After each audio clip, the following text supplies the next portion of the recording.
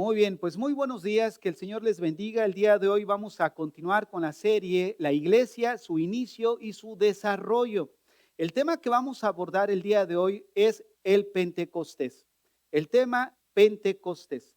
Yo sé que este tema, hermanos, hay temas dentro de la iglesia que han sido manoseados, que han sido mal interpretados y que de alguna manera la mayoría hemos crecido con esa idea o han sido formados de esa manera equivocada acerca de lo que es el Pentecostés. Y este tipo de serie que traemos los domingos no es como las anteriores. Las anteriores generalmente llevan a mover, ¿no? En la vida del creyente una acción moral, porque detrás de cada mandamiento hay una acción moral. Por ejemplo, no mates. Bueno, hay un mandamiento. ¿Y qué acción nos demanda el Señor? Bueno, cuidar la vida de tu prójimo, ver por el bien de la otra persona. Entonces, detrás de cada mandamiento hay una acción moral que Dios quiere que cada uno de nosotros hagamos.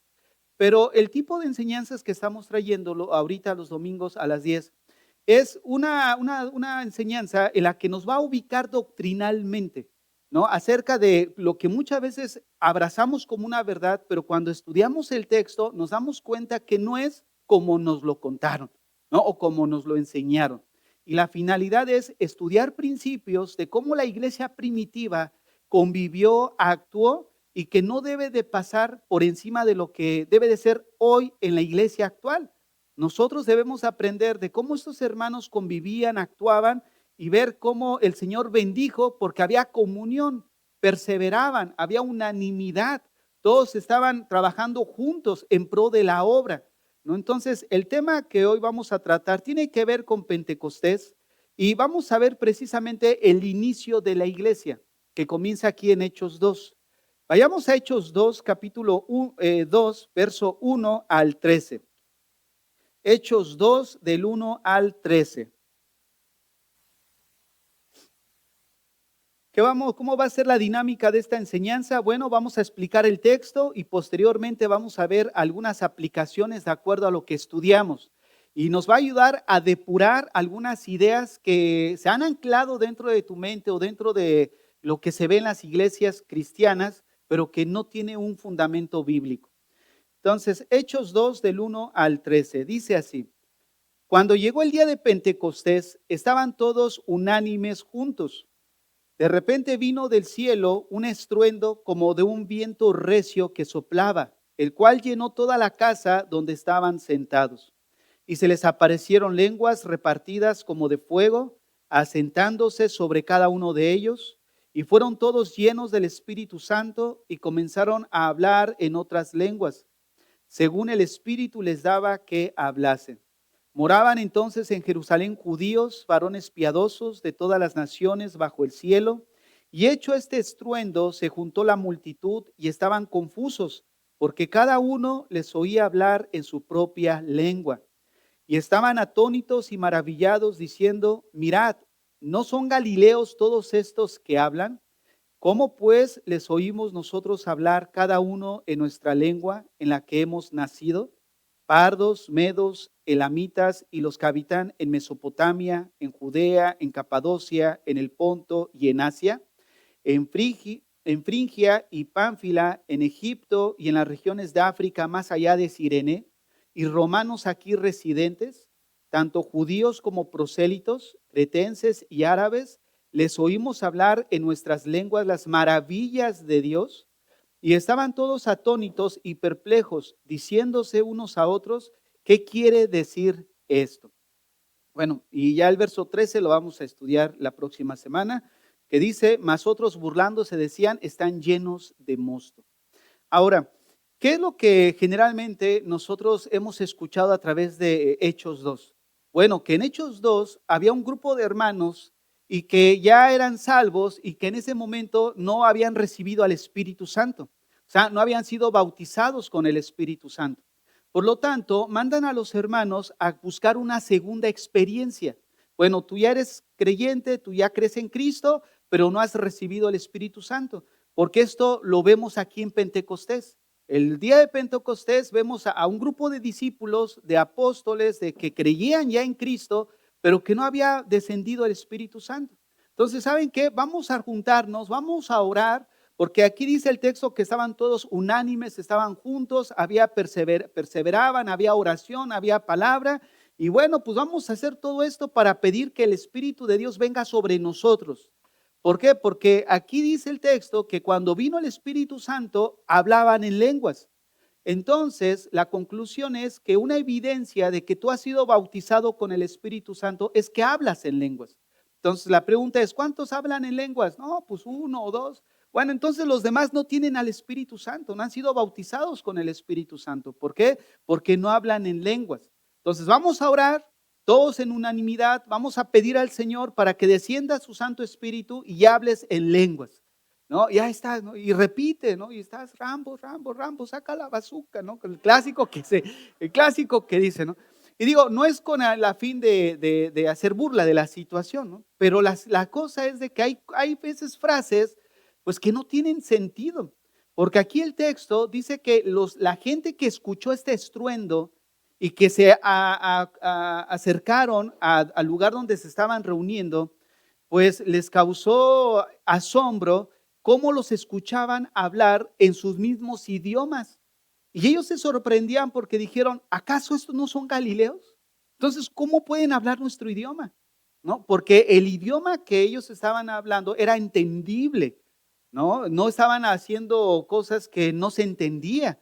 Entonces, esto muchas veces se usa para precisamente buscar el bautismo con el Espíritu Santo. Pero hacer eso simplemente es usar estos versículos que leímos, aislarlo de su contexto y del flujo de la historia que estamos leyendo de la iglesia, y eso precisamente lo lleva a quebrar su significado que Lucas quería comunicar a su iglesia. Entonces, lo que vamos a hacer es estudiar el texto dentro de la historia, del flujo de historia que cómo se inició la iglesia, que ya traemos 2 enseñanzas atrás, para ubicar Pentecostés. ¿Por qué Pentecostés y por qué el Espíritu Santo vino en la fiesta de Pentecostés? Y vamos a ver que ellos hablaron en lenguas no porque el Espíritu Santo vino sobre ellos y fueron bautizados, sino porque ellos fueron llenos del Espíritu Santo, que son 2 cosas distintas. Entonces vamos a estudiar, miren, en primer lugar, algo que nos ubica en el texto es el tiempo en el que se encontraban. Dice ahí el verso 1, cuando llegó el día de Pentecostés. Esto es importante porque esta simple oración nos ubica el tiempo en el que estaba la iglesia. Recordemos que el Pentecostés se celebraba 50 días después de la Pascua. Ahora, las fiestas nos ubican en el tiempo de una manera cronológica, porque Pentecostés era una de las 3 fiestas más importantes que celebraban los judíos y que todo varón era obligatorio presentarse. ¿Cuáles eran las fiestas? La Pascua, la fiesta de los tabernáculos y el Pentecostés. Ahora, ¿qué ocurre aquí? Que precisamente Pentecostés se está llevando 50 días después de la Pascua. Ahora, ¿en qué momento se celebró la Pascua? En el momento en el que Cristo es crucificado. O sea, Cristo muere en el día de la Pascua. ¿Y qué ocurre en el que Cristo muere, que es la Pascua, y 50 días después se celebra Pentecostés?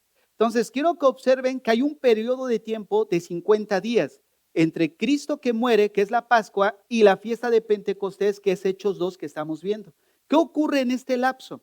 Bueno, según la Biblia, en este lapso son 40 días en el que Cristo muere y resucita y se le aparece a sus discípulos. Entonces, desde la Pascua a la ascensión de Cristo son 40 días. Vamos a ver en el texto. Vean Hechos capítulo 1 del 1 al 3. Vamos a ver estos 50 días que ocurren entre la muerte de Cristo y lo que es la fiesta de Pentecostés. Hechos 1 del 1 al 3. En el primer tratado, oh Teófilo, hablé acerca de todas las cosas que Jesús comenzó a hacer y a enseñar, hasta el día en que fue recibido arriba, después de haber dado mandamiento por el Espíritu Santo a los apóstoles que había escogido, a quienes también, después de haber padecido, se presentó vivo con muchas pruebas indubitables, y presentándoseles durante 40 días y hablándoles acerca del reino de Dios. Observen, la Pascua, la muerte de Cristo, y a partir de ahí se cuentan los 50 días para el día de Pentecostés. Pero en esos 50 días algo tuvo que haber ocurrido. Bueno, los primeros 40 días, como dice el texto, Cristo resucita y se les empieza a aparecer a los discípulos y les da mandamiento. Fue precisamente lo que estudiamos la semana pasada, esos 40 días en los que Cristo se les aparece y los 10 días que restan, en los que vimos que los discípulos perseveraban, porque recordemos que los discípulos estaban recibiendo instrucción del Señor y el Señor entonces empieza a ascender y dos ángeles se le acercan y les dicen, bueno, a este que ven ustedes que sube, él volverá. Y a partir de ahí se cumplen los 40 días, o sea, que Cristo asciende a los 40 días de haber resucitado y quedan 10 días para completarse los 50 días, que corresponde a Pentecostés. No sé si me van siguiendo o ya los confundí. Pero ¿qué ocurre? Cristo muere en la Pascua, transcurren 40 días donde Jesús se les aparece, le está dando instrucción, ¿no? Le está dando mandamientos. Ellos están viendo al Señor y en el día 40 Él asciende al cielo. Ahora restan 10 días. ¿Qué ocurrió en esos 10 días? Esos 10 días sí son los que estudiamos la semana pasada, donde veíamos que los discípulos perseveraban unánimes en oración. También estudiamos que había unanimidad, ¿no? En la iglesia. También estudiamos que ellos vivían en dependencia de Dios, porque Jesús les dijo, no se vayan de Jerusalén hasta que sean revestidos de poder. Entonces, les da mandamiento, ellos, los discípulos, en esos 10 días regresan a Jerusalén, en esos 10 días se congregan, empiezan a orar, había unanimidad, perseveraban en oración. Pedro es usado por Dios para buscar un sustituto de Judas y escogen a Matías. Entonces vemos que esto ocurre en estos 10 días. Ahora, esto es importante porque esto nos ayuda a ver qué es lo que ocurre entonces en Pentecostés y por qué el Espíritu Santo viene en esta fiesta. Ahora, una vez que hemos visto de una manera cronológica qué ocurre después de la muerte de Cristo y estos 50 días que es donde viene la fiesta de Pentecostés, y es ahí donde Lucas nos ubica en Hechos 2, necesitamos nosotros comprender en segundo lugar ¿qué significa estas fiestas? La fiesta de Pentecostés. Miren, esta fiesta de Pentecostés también es llamada por 3 nombres distintos, como la fiesta de la siega, como la fiesta de las semanas, porque después de la Pascua ellos tenían que contar 7 semanas de 7 días, 7 por 7, 49, y el día siguiente 50, que es donde festejaban el Pentecostés. Por eso se le llamaba también la fiesta de las semanas. Y también el día de las primicias. Entonces, estos 3 nombres tienen relación con el Pentecostés, porque Pentecostés celebraba la primera cosecha del trigo. Entonces, era una fiesta en agradecimiento a Dios por la buena cosecha que Él les estaba dando. Era la cosecha de trigo y aparte de eso eran los primeros frutos que se le ofrecían a Dios en las primicias de la siega del trigo. Entonces lo que estamos viendo es de que el Espíritu vino en Pentecostés precisamente porque Pentecostés representa la primera cosecha del Evangelio. Entonces quiero que unamos lo que significa la fiesta de Pentecostés con la venida del Señor, porque ahí es donde muchos cometen el error. Y sobre todo pensar que este hecho de Pentecostés, cuando el Espíritu Santo viene, estamos hablando de una transición entre el antiguo pacto y el nuevo pacto. Ahora, ¿qué transición estoy hablando? De que en el Antiguo Testamento el Espíritu Santo venía sobre profetas, reyes y sacerdotes. No venía sobre cualquiera. Venía sobre aquellas personas, incluso como jueces, como Sansón, que cuando eran comisionados para hacer una labor de parte de Dios, pues ellos tenían que recibir ayuda divina. El Espíritu Santo venía y de ahí las cosas sobrenaturales que ellos hacían. Porque no era humano que Sansón con una quijada de mula hubiera matado a tantos, ¿no? El Espíritu de Dios venía sobre él y lo capacitaba, lo dotaba. Entonces estamos viendo que ahora en el Nuevo Testamento, a partir de Hechos 2, el Espíritu Santo habita en todo aquel que cree en Cristo para salvación.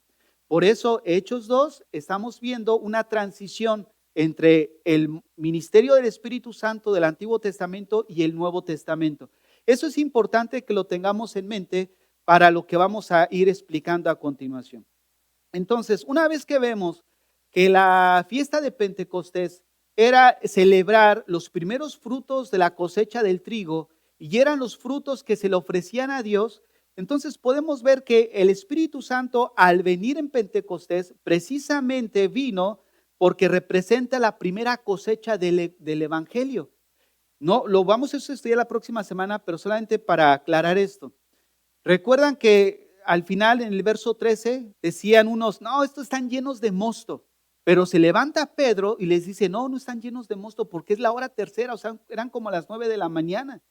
Dice, y resulta que él le cita a Joel, porque Joel hablaba de que en los postreros tiempos, ahí entendemos que los postreros tiempos se inauguraron cuando Cristo vino.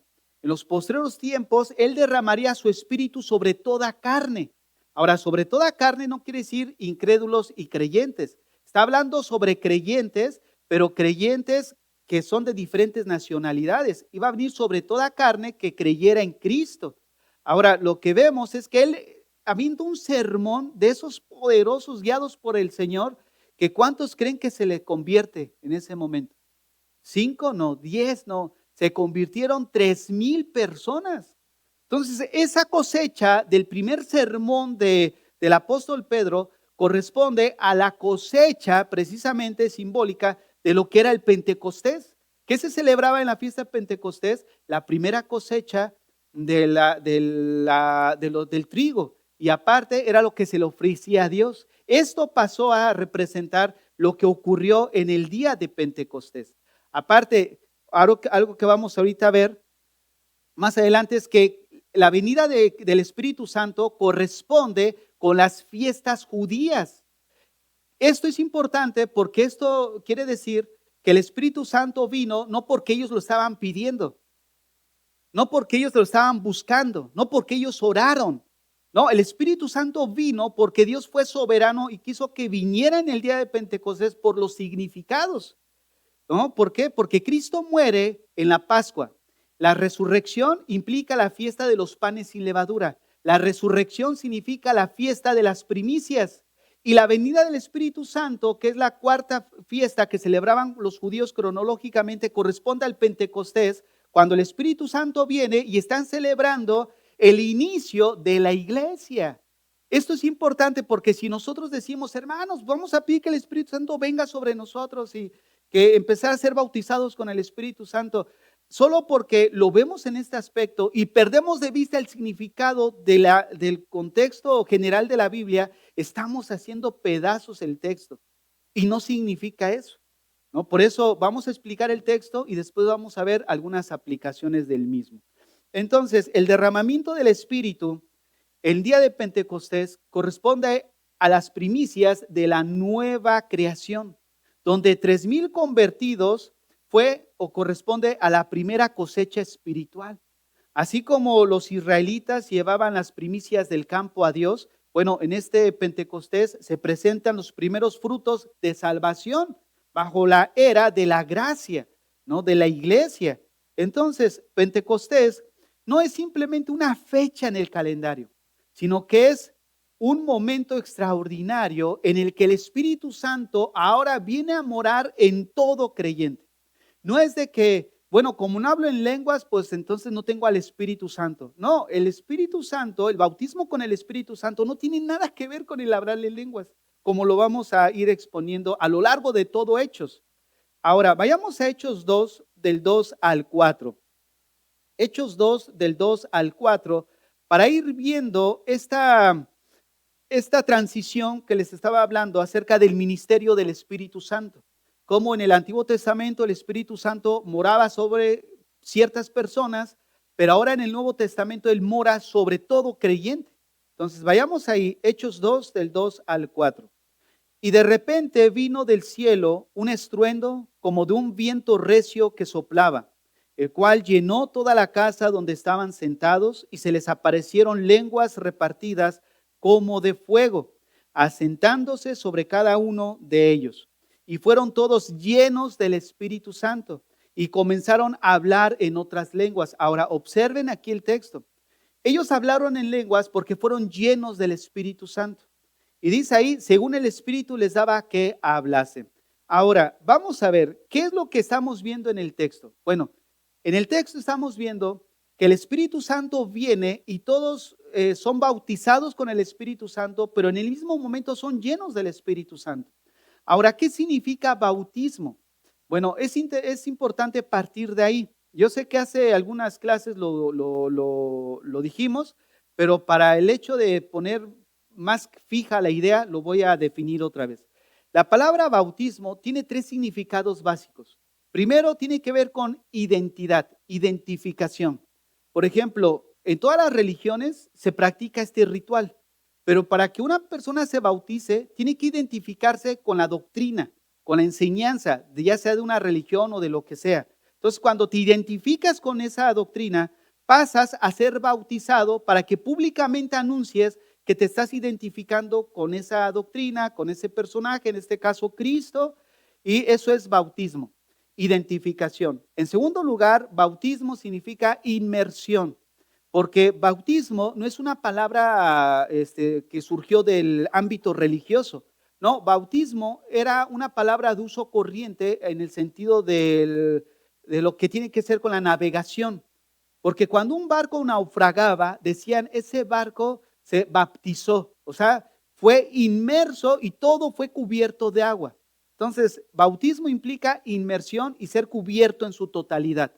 Y en tercer lugar, la palabra bautismo se refiere a todo aquello que tiene la capacidad de cambiar el carácter o el estado de una persona. Ahora, esto es importante, sobre todo en el tercer definición que acabo de dar para entender bautismo. Por ejemplo, bautismo en agua. Cuando tú te bautizas en agua, ahora yo te quiero preguntar, ¿el bautismo en agua tiene algún poder espiritual? O sea, tú pasas a ser bautizado y sales del bautismo y modificó algo en ti. ¿Hizo una transformación en ti? No. ¿Qué bautismo es el que transforma tu corazón? ¿Qué bautismo es el que sí cambia tu carácter? El bautismo espiritual, que es el bautismo con el Espíritu Santo. Por eso el bautismo en agua simplemente es una evidencia externa, un testimonio externo de algo que ocurrió primero en mí. Yo he sido transformado por el bautismo con el Espíritu Santo en el momento en el que Él vino a mi vida. Ahora la pregunta es, ¿en qué momento vino el Espíritu Santo a tu vida? En el momento en el que creíste en Jesús para salvación. Ahora, tengan eso presente porque eso es lo que estamos viendo en el texto. Y ahora vamos a comprobarlo con otros textos que la Biblia menciona. Vayan a Juan 7, verso 37 al 39. Juan 7, 37 al 39. No se me duerman porque esto se va a poner bueno, ¿eh? Juan 7, 37 al 39. Dice así, en el último y gran día de la fiesta, Jesús se puso en pie y alzó la voz diciendo, si alguno tiene sed y venga a mí y beba. Y observen este texto. El que cree en mí, como dice la Escritura, de su interior correrán ríos de agua viva. Pero ¿en qué momento van a correr ríos de agua viva? En el momento en el que crees. Ahora, ¿a qué se estaba refiriendo el Señor? Bueno, lo explica el verso 39. Esto dijo del Espíritu que habían de recibir. ¿Quiénes lo van a recibir? Los que creyesen en Él. Fíjense, ahora, ¿tú crees en Cristo? Yo creo que, y espero que sí, creas en Cristo para salvación. Entonces, tú que has creído en Cristo para salvación, ¿qué dice el texto? Que el Espíritu Santo ya lo recibiste. ¿En qué momento? En el momento en el que creíste. Pues aún, observen lo que dice, aún no había venido el Espíritu Santo porque Jesús no había sido glorificado. ¿En qué momento se llevó la Pascua? En la crucifixión, pasaron 40 días, Cristo asciende al cielo, es glorificado y les dijo, esperen en Jerusalén a la promesa del Padre, para que sean investidos y entonces sí continúen la obra que hemos comenzado. Entonces, ¿qué ocurre? Que en el día de Pentecostés se está llevando esto. Ellos no habían recibido al Espíritu Santo porque todavía vivían bajo la era del Antiguo Testamento. Los evangelios corresponden al Antiguo Testamento todavía. Que nuestras Biblias estén en el Nuevo Testamento, eso es otra historia. Pero todavía vivían bajo el Antiguo Testamento. Ya en Hechos 2, donde surge el inicio de la iglesia, la era de la gracia, donde ya hay muchos cambios, ¿no? Hablando de beneficios que tenemos nosotros por la obra de Cristo en la cruz. Vamos a Hechos 1:4 para ir fortaleciendo esta idea. Hechos 1:4. Y estando juntos, les mandó que no se fueran de Jerusalén, sino que esperasen la promesa del Padre, la cual dijo: oístes de mí. Observen entonces cómo a partir de Hechos 2, el Espíritu Santo viene a morar en toda persona que pone su fe en Cristo para salvación. Y eso es lo que se conoce como el bautismo con el Espíritu Santo. Vayamos a primera carta a los Corintios 12:13, porque en primera carta a los Corintios 12:13 nos explica cómo este bautismo es el que nos introduce al cuerpo o a la iglesia. Vean lo que dice el texto. Porque por un solo espíritu fuimos todos bautizados. Todos. ¿Qué significa bautismo? Su primer definición es identidad, identificación, y la segunda es inmersión. ¿Qué quiere decir? Que en el momento en el que creímos en Cristo, fuimos introducidos, inmersos en el cuerpo de Cristo, en la iglesia. Entonces, estos tres significados del bautismo es lo que se vive cuando una persona es bautizada, ¿no? Tienen cierta relevancia en ese sentido. Ahora, dice otra vez el texto: porque por un solo espíritu fuimos todos bautizados en un cuerpo, sean judíos o griegos, ¿se acuerdan? Sobre toda carne, o sea, judíos o griegos, sean esclavos o libres, y a todos se nos dio de beber un mismo espíritu. Ahora, si nosotros no recibimos al Espíritu Santo en el momento en el que creímos y no habita en ti, déjame decirte algo: que no eres cristiano. Mismo si vienes a la iglesia, mismo si tú lees la Biblia, mismo si tú oras, pero si tú crees en Cristo, pero el Espíritu Santo no está en ti, no eres cristiano. Ahora, para un cristiano no existe el yo creo en Cristo para salvación y no tener al Espíritu Santo. O sea, para un cristiano genuino no existe eso. ¿Por qué? Porque vean lo que dice Romanos 8:9. Romanos 8:9 dice: mas vosotros no vivís según la carne, sino según el Espíritu. Si es que el Espíritu de Dios mora en vosotros. Y si alguno no tiene el Espíritu de Cristo, no es de él. O sea, en el ámbito cristiano no existe una persona que diga: yo creo en Cristo para salvación, y no tener al Espíritu Santo. ¿Por qué digo en el ámbito cristiano? Porque esto sí ocurre para los incrédulos. Porque los incrédulos dicen creer en Cristo. ¿Se acuerdan que ya estudiábamos que ahora cualquiera dice que cree en Cristo, ¿no? Todo el mundo dice ser seguidor de Cristo, ¿no? Todo el mundo aprecia ser cristiano, pero no son discípulos de Cristo. Entonces, no voy a regresar a eso, ya lo vimos. Entonces, ¿a qué voy? Que esas personas sí creen en Cristo, pero no tienen al Espíritu Santo en su vida. ¿Por qué? Porque creen en Cristo, pero son aquellos que el Señor les dice: ¿por qué me llamas Señor, Señor, y no haces lo que yo digo? ¿Se acuerdan que la semana pasada estudiábamos en el estudio de las 10, la vida cristiana, que ser parte de una iglesia no solamente es, bueno, soy miembro, me identifico con esa iglesia, ya pertenezco aquí, asisto asiduamente, sino pertenecer a la iglesia local y a la iglesia en general, hablando en este aspecto, no solamente es decir, soy cristiano, sino venir a someternos a la autoridad y al gobierno de Cristo. Porque la iglesia habla del gobierno de Cristo, de la autoridad de Cristo. Entonces, cuando nosotros venimos a ser parte de la iglesia, venimos a ser parte de su autoridad y de su gobierno. No puedes decir soy cristiano y no estar bajo el gobierno de Cristo. De ahí que diga Mateo 7:23, ¿no? Apártate de mí, hacedor de maldad. ¿Por qué dice hacedor? La palabra hacedor se refiere a una persona que está asiduamente haciendo algo. Ahora la pregunta es: ¿qué es lo que está haciendo? Bueno, dice hacedor de maldad. Y la palabra maldad está compuesta por una palabra que es anomia, que se compone de dos, a, que es contra, y nomos, que es ley. O sea, se está refiriendo a un grupo de personas que asistían dentro de la iglesia, pero que vivían en contra de la ley moral de Dios. O sea, no vivían bajo el gobierno de Dios. Y esto no quiere decir que no asistían a la iglesia o no venían a leer o a orar. Se refiere a que mismo fuera de la iglesia, su misma vida no vivía bajo el gobierno de Cristo.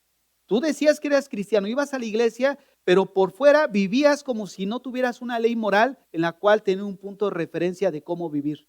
¿Por qué vives diciendo mentiras? Vives insultando a la gente, vives con odio en tu corazón, te echas 2, 3 chelitas y al final se termina en un 24 de cartón. Y al final, ¿qué ocurre? Pues ya otra vez andas en las mismas. Y el asunto no es de que regresaste ahí, el asunto es que nunca saliste de ahí, ¿no? ¿Por qué? Porque si una persona continúa en eso, no es que salió de ahí, mano, nunca ha salido de ahí, ¿no? Esa es la realidad. Entonces, el Evangelio, cuando viene Cristo a tu vida, el Espíritu Santo viene a habitar a ti y ocurre una transformación porque Él es el que regenera nuestra vida. Hace la obra de regeneración, cambia nuestro corazón y en ese sentido ahora podemos responder a Dios en obediencia. Entonces, no es posible que una persona diga ser cristiano y no tener al Espíritu Santo en tu vida. Eso no existe, hablando del cristiano real. O sea, es por eso que esto del bautismo con el Espíritu Santo, de que, bueno, tú no has sido bautizado, hermanos, eso es una total engaño, mentira. Eso no es real, no entra en la cabeza. ¿Cómo puede la gente enseñar algo así y sobre todo la gente recibirlo como una verdad? La única manera es porque no ha estudiado el texto.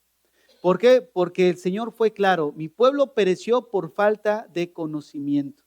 Y así está la iglesia, hermanos. Vivimos en un tiempo donde en la iglesia hay una miopía espiritual, ¿no? Ya no ven, ya no disciernen. Es más, ya ni pensamiento crítico hay dentro de la iglesia. O sea, y hablo de pensamiento crítico para hacer una diferencia entre lo natural y lo espiritual, porque el mundo espiritual, en el mundo académico, utilizan pensamiento crítico para pensar, ¿no? Acerca de lo que estamos viendo a nuestro alrededor. En la iglesia cristiana tiene que haber discernimiento. Por eso digo, ya ni pensamiento crítico, o sea, ya ni apelando a lo natural, todos nos comemos. No, oye hermano, que mira, aquella persona hizo que flotara aquel. Y no, pues es el ungido de Dios. Ahí tenemos un apóstol aquí cerca donde dice que toda iglesia que surja tiene que ir a pedirle permiso. ¿Para qué? Para su funcionamiento dentro de Montreal, porque él es el apóstol de Montreal. Fíjate hasta dónde hemos llegado. ¿Saben por qué? Porque como un juicio de Dios es la proliferación de estos falsos maestros y profetas, donde muchos que vienen a alimentar la concupiscencia de muchos que se aprecian de ser cristianos. Esa es la realidad. Pero el texto es claro, todos hemos sido bautizados por un mismo espíritu. Vean en qué momento fuimos bautizados, Efesios 1, verso 13. Efesios 1, verso 13.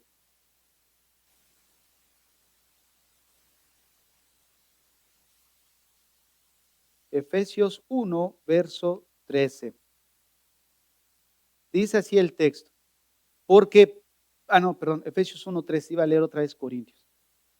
En él también, habiendo oído la palabra de verdad, el evangelio de vuestra salvación, observen, habiendo creído en él, fuiste sellados con el Espíritu Santo. Entonces, el texto es claro. O sea, en el momento en que una persona escucha el evangelio y esa persona se arrepiente y cree en Cristo para salvación, en ese momento es bautizado, es sellado con el Espíritu Santo. Entonces, ¿en qué momento recibimos nosotros el bautismo con el Espíritu Santo? En el momento de la conversión, en el momento en el que te arrepientes, en el momento en el que crees en Cristo para salvación. El hecho de tomar el texto de Hechos 2 como buscar una segunda experiencia en tu vida espiritual no existe. Lo que sí nos demanda el Señor es ser llenos con el Espíritu Santo, que es muy distinto al bautismo con el Espíritu Santo, que posteriormente lo vamos a ver. Solo que aquí el texto es claro. fuimos bautizados en el momento que creemos en Cristo. Juan 7:39.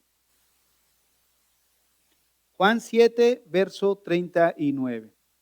Esto dijo del Espíritu que habían de recibir los que creyesen en Él. ¿Se acuerdan que ya lo leímos?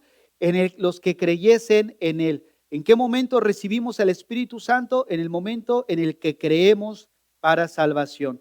Pues aún no había venido el Espíritu Santo porque Jesús no había sido glorificado.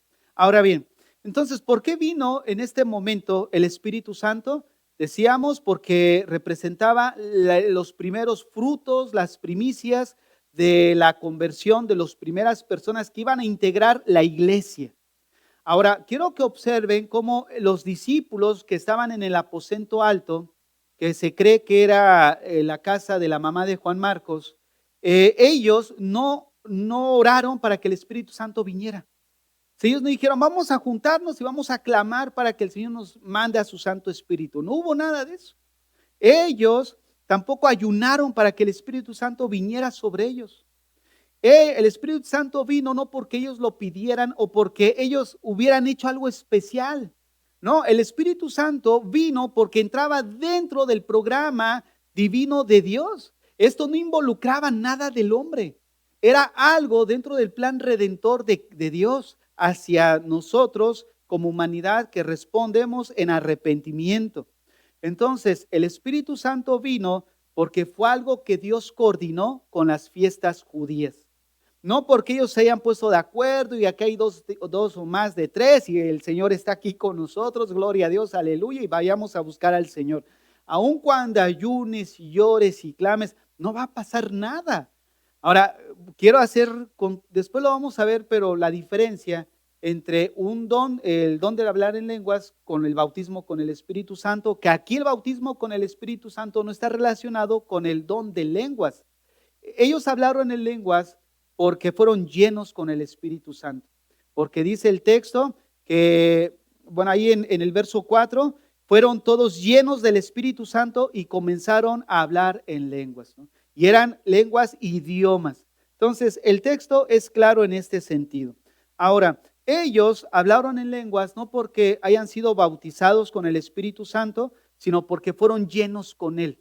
Y son dos cosas, como hace rato decía, diferentes. Ahora, la pregunta es, ¿por qué ellos entonces, en el momento en el que recibieron al Espíritu Santo y aquí fueron llenos, por qué hablaron en lenguas?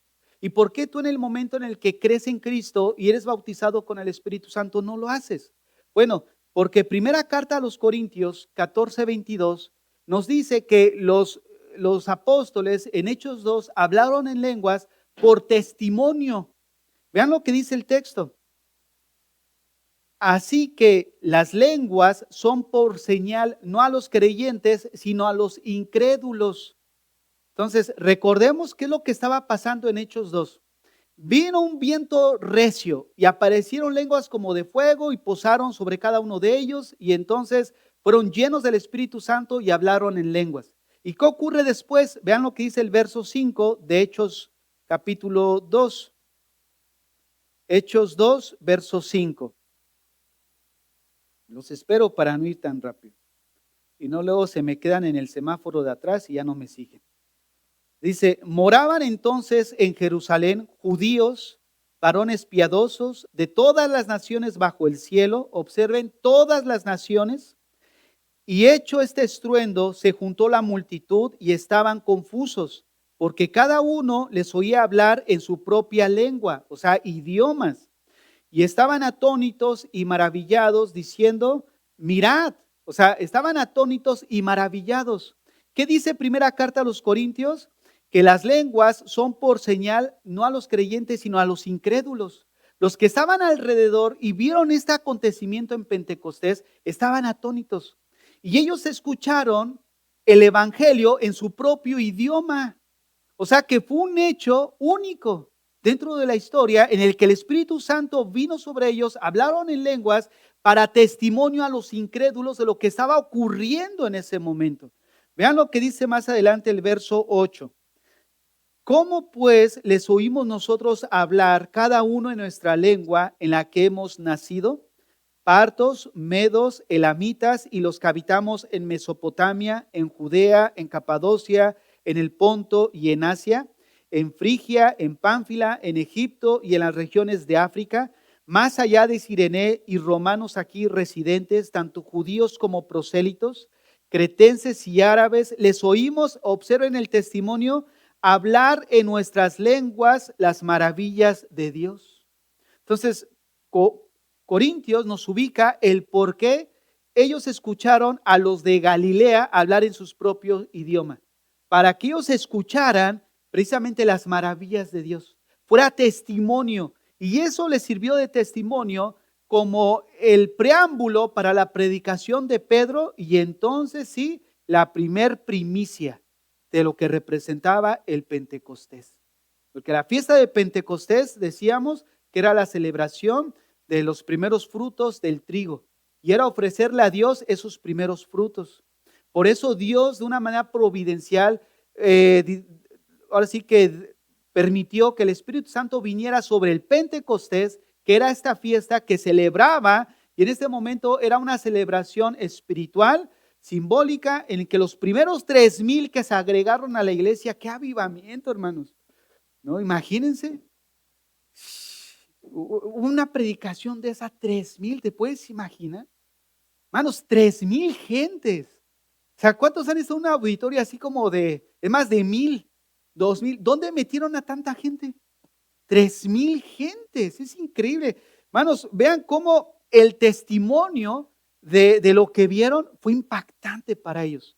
Qué gran primicia, ¿no es cierto? Los primeros frutos del evangelio. Entonces, el Pentecostés, como ahorita decía, exigía que todos los varones asistieran a Jerusalén a celebrar esta fiesta. Un lugar donde había judíos, prosélitos y de todas diferentes tipos de nacionalidades, como parte de personas que vivían en África, en Asia, Europa, Medio Oriente. Y déjenme decirles algo, estamos hablando de judíos. ¿Por qué? Porque la primera iglesia fue compuesta por judíos. Entonces te puedes preguntar, ¿y ellos de dónde salieron? ¿Por qué vivían tan lejos? Porque quedaron dispersados, ¿no? Después del cautiverio, muchos judíos quedaron regados, pero asistían a la fiesta, ¿no? Como era obligatorio para ellos. Hechos 2 menciona más de 15 regiones distintas. Imagínate cuántas lenguas empezaron a hablar entonces, ¿no? Cuando los discípulos hablaron en lenguas, todos oyeron el evangelio en su propio idioma. Ahora, Dios escoge entonces un momento donde había máxima audiencia, pudiéramos llamarlo internacional.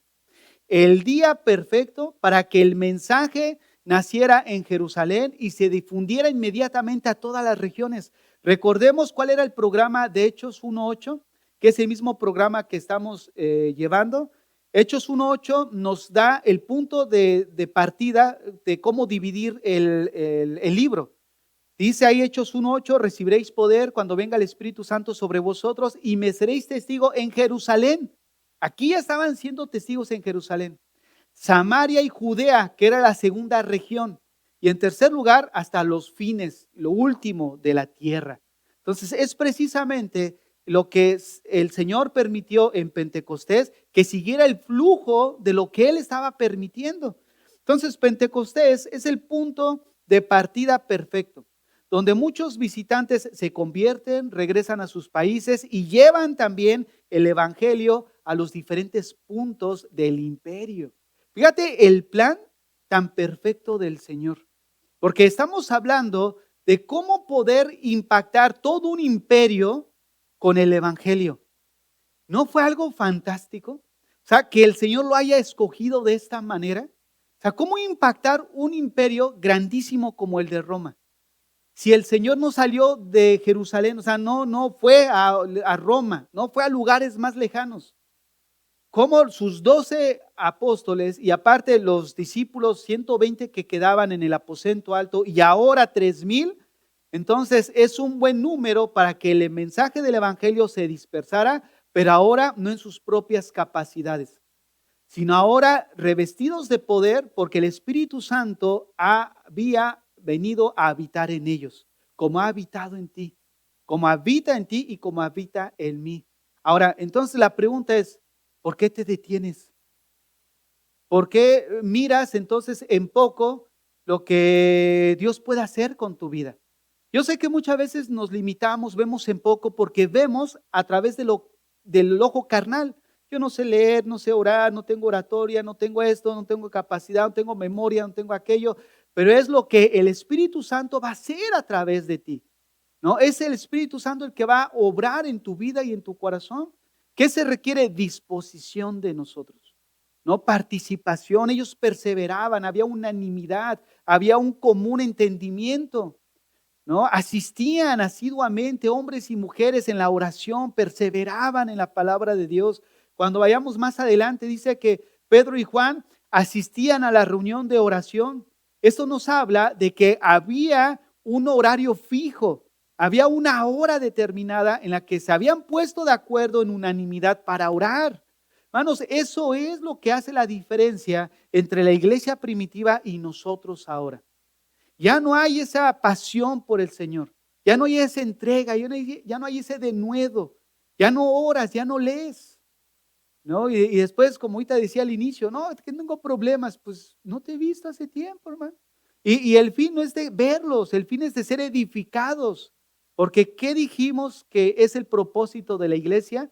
Que Cristo sea formado en cada uno de nosotros. ¿Cómo? A través de la exposición de la palabra, a través de la exhortación, del consejo, de animarlos, de seguir adelante firmes en el Señor.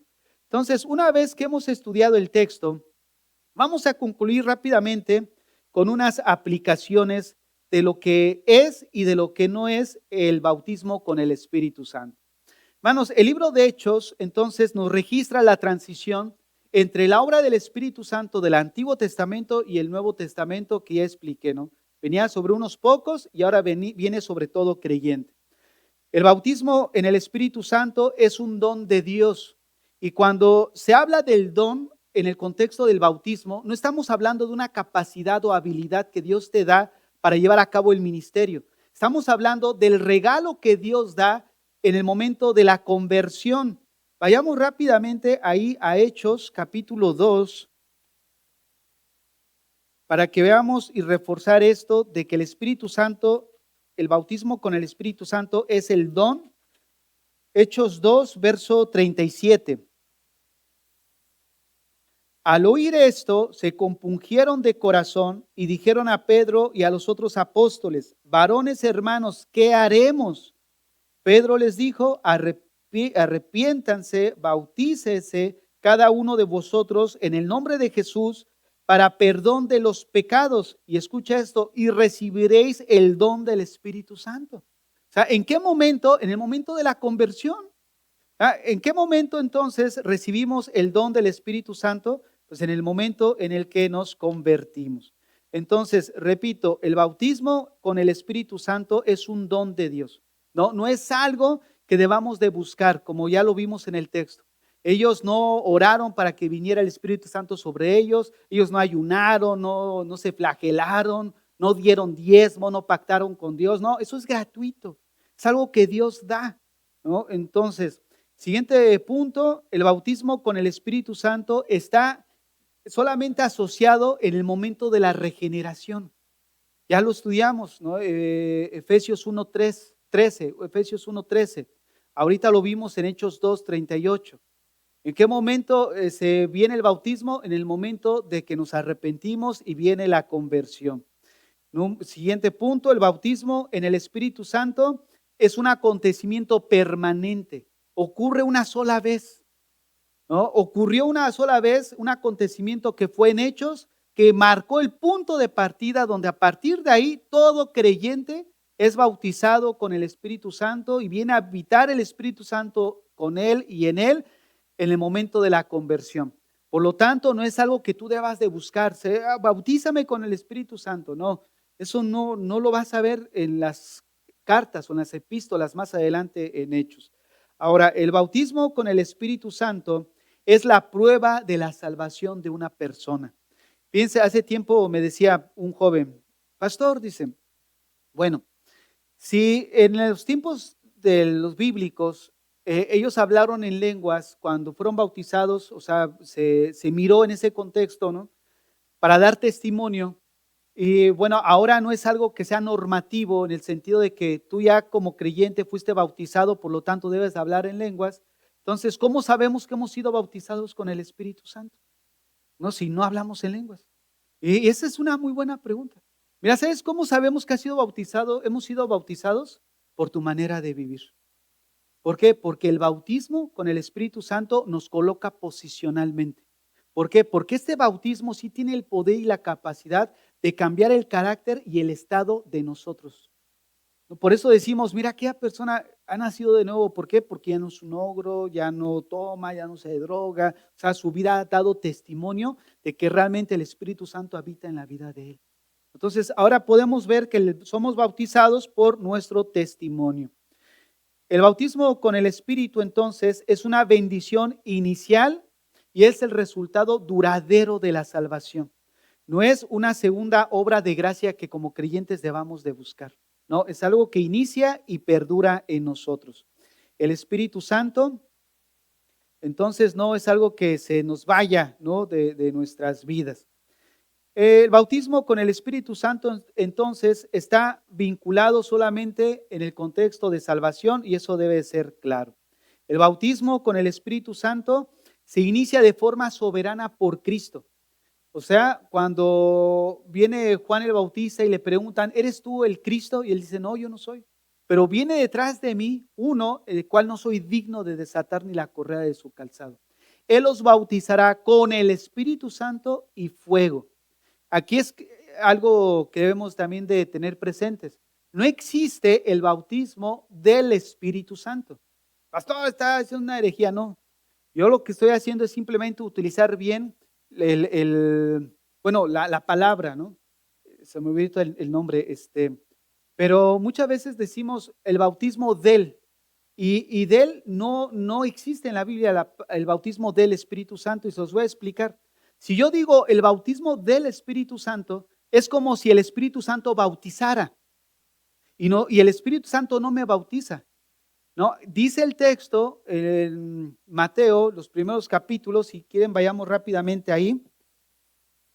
Iba a decir el texto, pero luego me equivoco del texto y déjeme confirmar.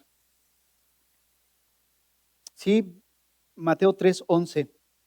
Dice así, yo a la verdad os bautizo en agua para arrepentimiento, pero el que viene tras mí, cuyo calzado yo no soy digno de llevar, es más poderoso que yo. Él os bautizará en el Espíritu Santo o con el Espíritu Santo. Esas dos frases son las que encontramos en la Biblia. Somos bautizados en el Espíritu Santo o con el Espíritu Santo. Pero ¿quién es el que bautiza? Cristo. El Espíritu Santo no bautiza. El Espíritu Santo aplica, según Primera de Pedro 1, del 1 al 2, la sangre de Cristo sobre el creyente. Porque en el momento que nosotros procedemos al arrepentimiento, Él rocía la sangre de Cristo sobre nosotros, ¿no? Pero el que nos bautiza es Cristo. Entonces, hay que tener cuidado con la forma en cómo decimos esas oraciones, porque es asumir algo que no da otra idea. Entonces, el Nuevo Testamento da por sentado que el bautismo del Espíritu Santo, ¿ya vieron? Ya me equivoqué, es el bautismo con el Espíritu Santo, es una experiencia proporcionada por Cristo a cada uno de nosotros. Qué hermosos, hermanos, que el Espíritu Santo ahora habita en nosotros de una manera gratuita. ¿En qué momento? En el momento en que procedemos a venir al Señor en arrepentimiento. Ahora, ¿qué quiere decir esto? Que tú y yo somos templo del Espíritu Santo. Somos morada del Espíritu Santo. Ahora, la pregunta a todo esto es, si el Espíritu Santo está en ti y habita en ti en todo momento, y no es que ya te fuiste de la iglesia y dice el Espíritu Santo, bueno, pues ya me salgo y nos vemos el próximo domingo. Ahora, si el Espíritu Santo permanece, quiero hacerte una pregunta. Entre semana, ¿a dónde lo llevas? ¿A dónde te acompaña? ¿A dónde lo llevas a ver? Como compañero tuyo, ¿qué es lo que él observa de ti? estás bebiendo algo que no es sano para ti, estás teniendo acciones que sabes que no son sanas para un creyente. Entonces, si el Espíritu Santo habita en nosotros, como compañero, ¿a dónde lo estás llevando? En este sentido, ¿qué es lo que está escuchando junto contigo? ¿Qué es lo que está viendo junto contigo? El Espíritu Santo está dentro de nosotros. Y el Espíritu Santo se contrista cuando de alguna manera nosotros como creyentes, pues lo ofendemos, ¿no? A través de pecado, a través de iniquidad. ¿Dónde lo metemos, por llamarlo así, no? Que si tú vas, Él va contigo. Ven nada más cómo como creyentes afirmamos una verdad bíblica, pero vivimos fuera de esa realidad.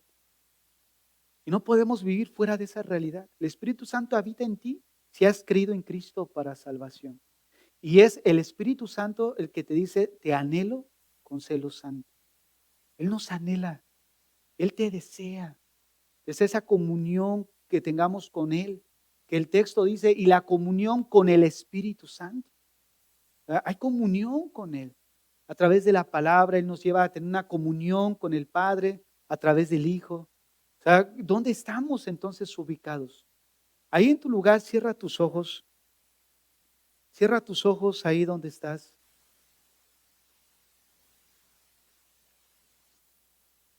Ahí con tus ojos cerrados.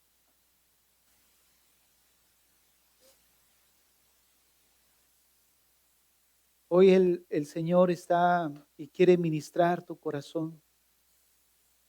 Quiere obrar en tu vida.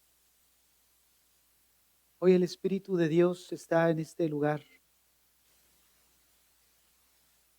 Porque estamos nosotros aquí. Porque Él habita en nosotros. Quiero una iglesia unida. Quiero una iglesia consagrada, dedicada.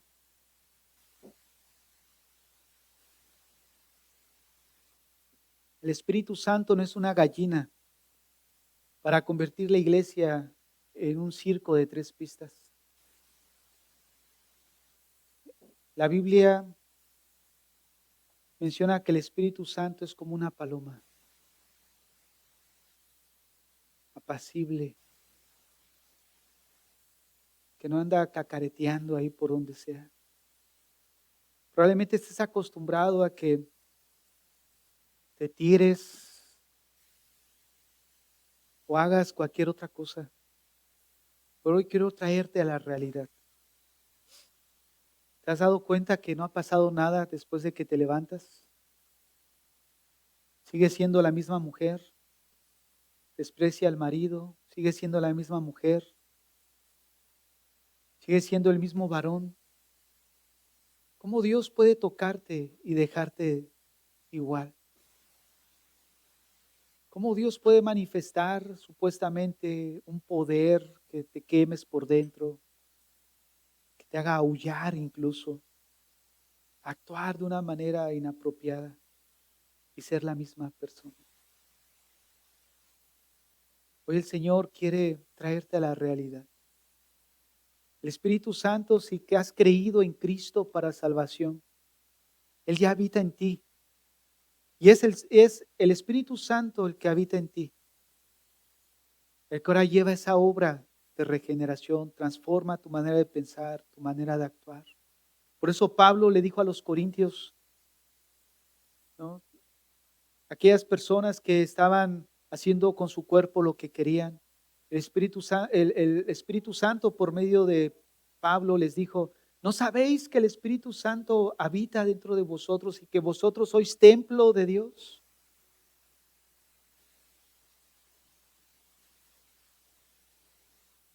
Él no puso manos y cayeron a diestra y siniestra. Él los llamó a reflexionar a una realidad bíblica. Es tu responsabilidad, es mi responsabilidad el responder de una manera correcta ante un agravio. Es mi responsabilidad el cerrar una página incorrecta. Es mi responsabilidad no asistir a un lugar donde me va a afectar.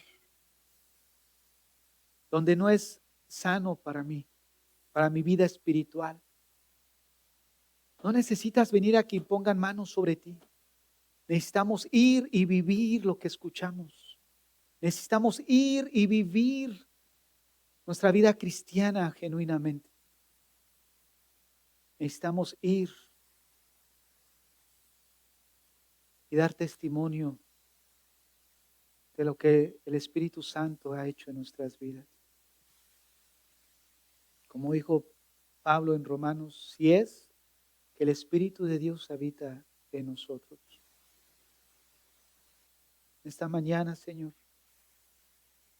nos encomendamos a tu gracia, Padre, rogándote que nos ayudes, que abras nuestro entendimiento para mirar las realidades de las Escrituras y poder vivir a la luz de ellas, Señor. Que nuestro corazón responda de una manera correcta, Señor, a tu palabra. Que nuestro corazón responda de una manera correcta, Señor, con la actitud, Señor, correcta, con el deseo correcto, Señor, de hacer tu voluntad.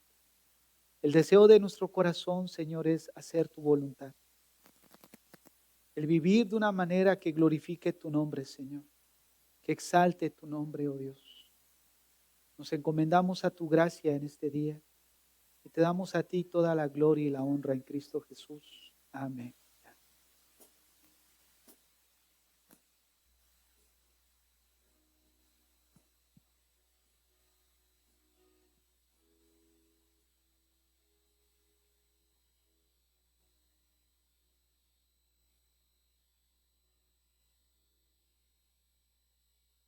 Quiero